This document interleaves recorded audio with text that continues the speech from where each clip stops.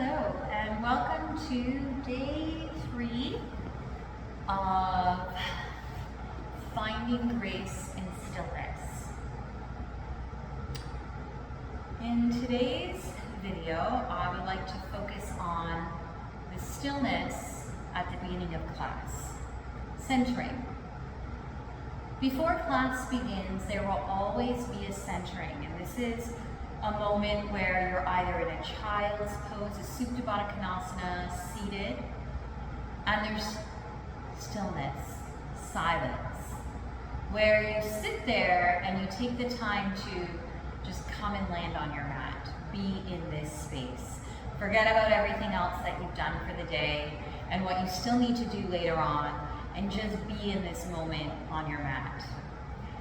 This is often a struggle for most people as they can't fully relax or not at all relax in the position that we're starting in, whether it be seated, Supta Baddha Konasana, or child's pose.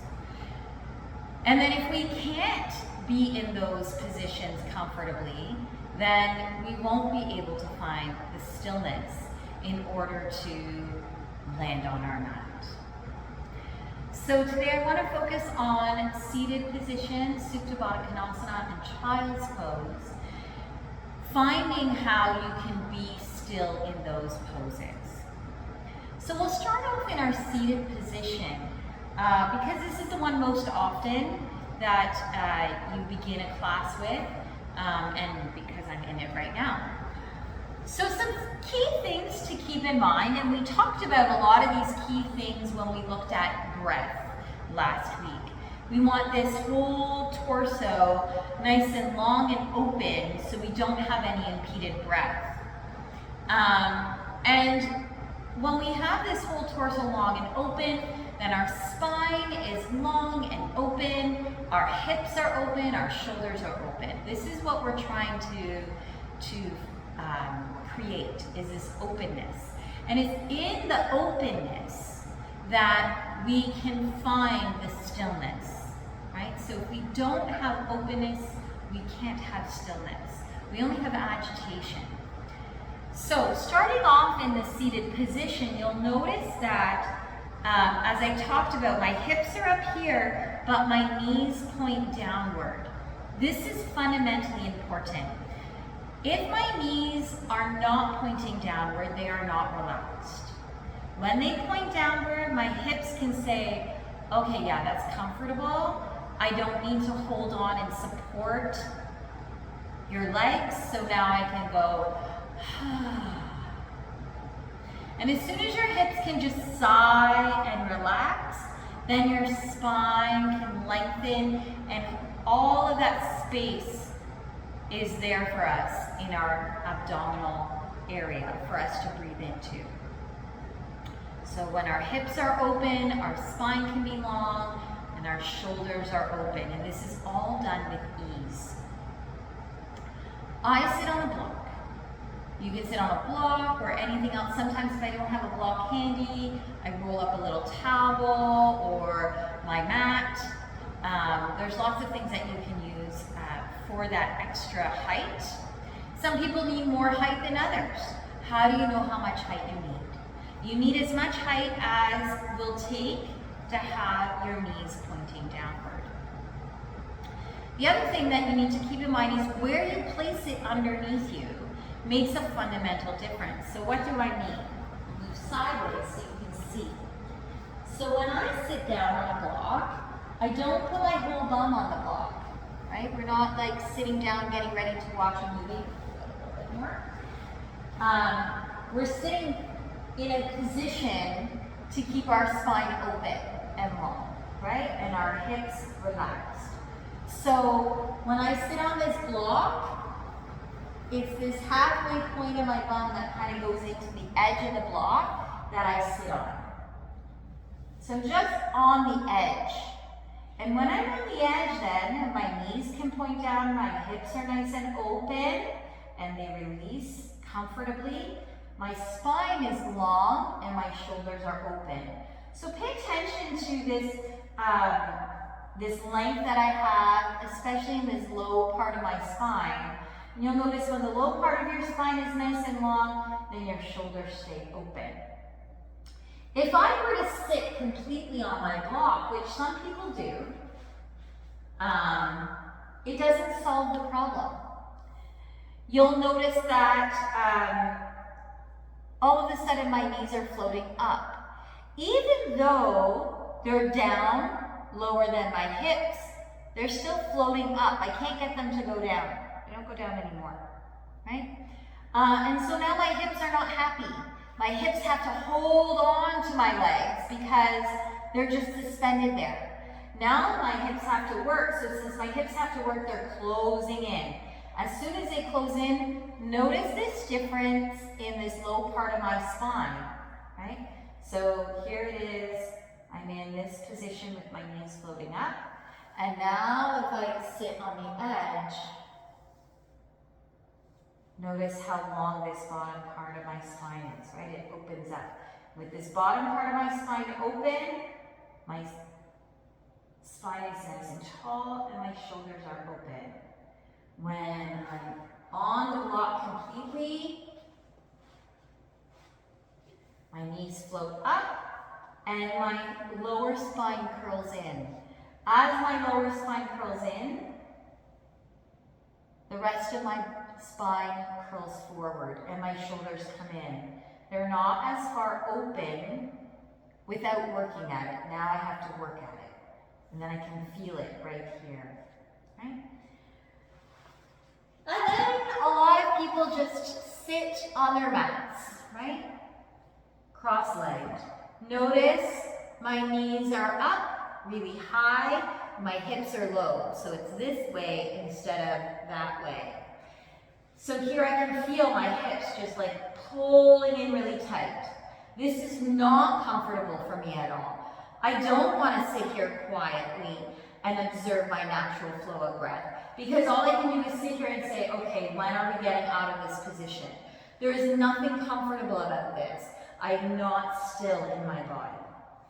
And then furthermore, you can see my spine, the low part of my spine is rounding out, which rounds out my shoulders, and I've now created obstructions in my abdominal area. I'm not open. So keeping in mind, this isn't what you want. This is aggravating your body.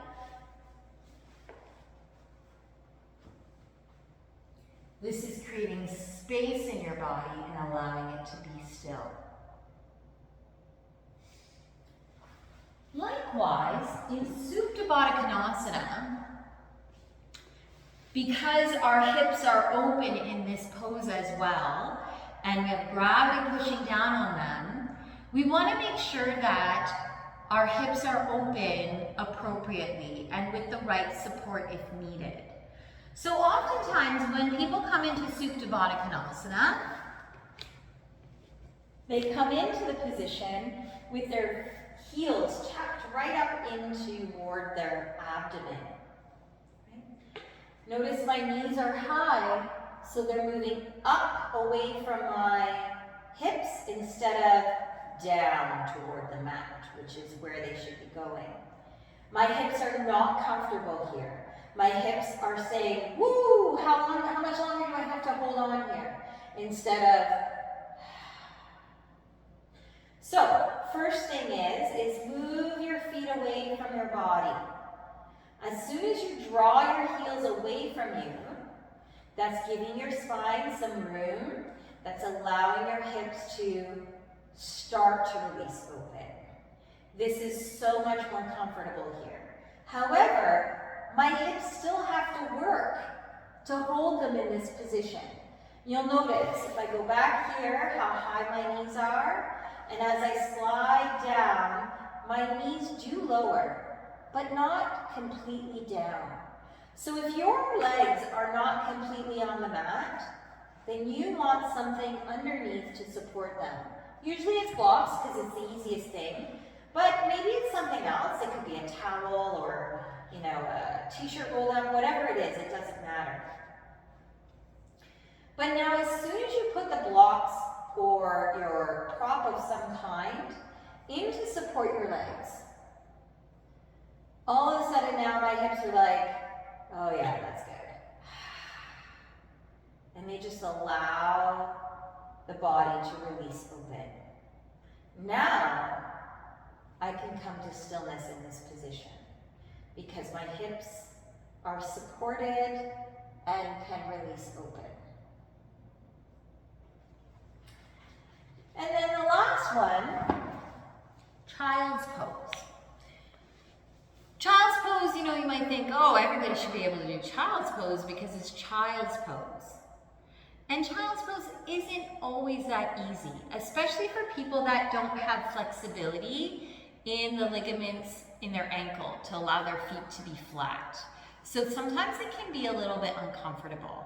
So how can we come into the best child's pose that we can come into?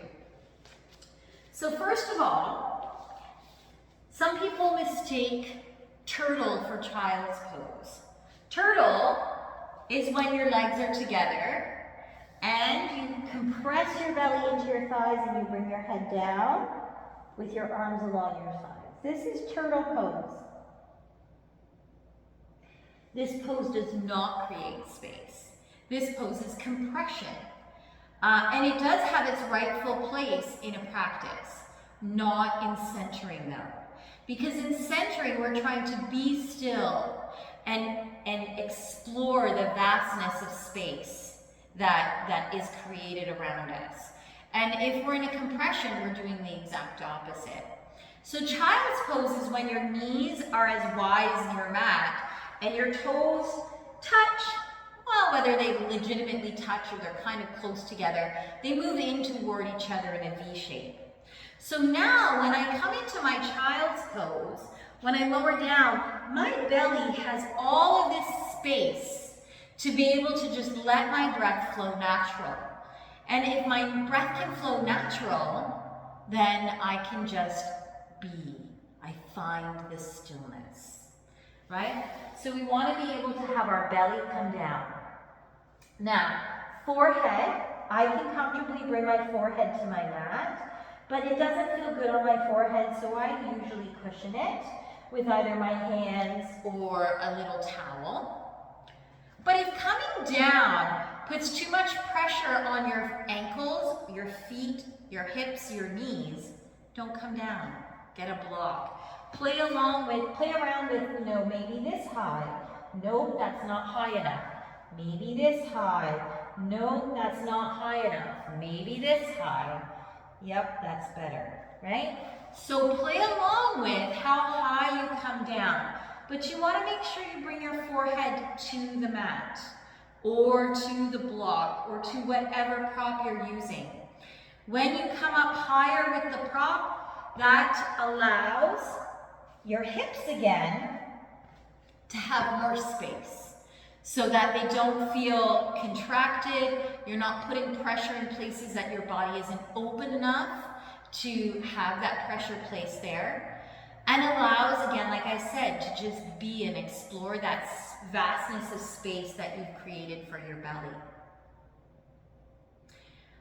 Your arms in child's pose, you can either have them extended out or just relaxed around your head or along your sides. That's a personal thing. However it's most comfortable for your shoulders.